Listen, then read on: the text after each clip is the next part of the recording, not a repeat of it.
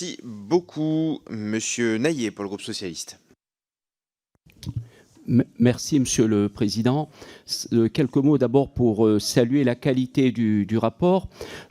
Quelques mots également pour dire que cette loi, même si elle est incomplète, est quand même un progrès puisque ça a été rappelé par les uns et par les autres. Son objet, c'est de réduire la maltraitance animale et bien sûr de tendre vers une société, si je puis dire, où le respect de toutes les formes des vivants, de toutes les formes de vivants deviennent une réalité. Moi, je voudrais simplement attirer l'attention de nos rapporteurs sur deux points.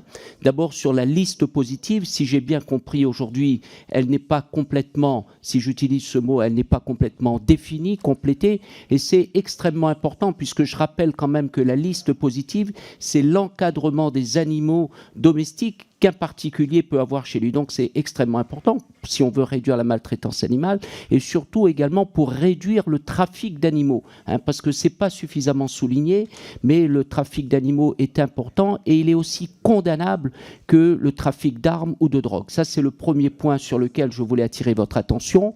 Le deuxième point, c'est vous dire que l'errance animale est un vrai problème. Sur un territoire comme La Réunion, ce n'est pas seulement un problème, c'est un fléau, puisque derrière l'errance animale, il y a des attaques de temps en temps contre des personnes physiques, ce qui est toujours regrettable, mais surtout contre des élevages d'ovins, de bovins, de volailles. Et quand je dis des élevages, je rassure les uns et les autres, chez moi à La Réunion, ce sont de petits élevages. Donc, quels sont les moyens que l'État, et là je partage ce qu'a dit Madame Simonet, est-ce qu'on a une réflexion pour que l'État demain puisse accompagner, mieux soutenir les intercommunalités sur ce problème-là? Merci.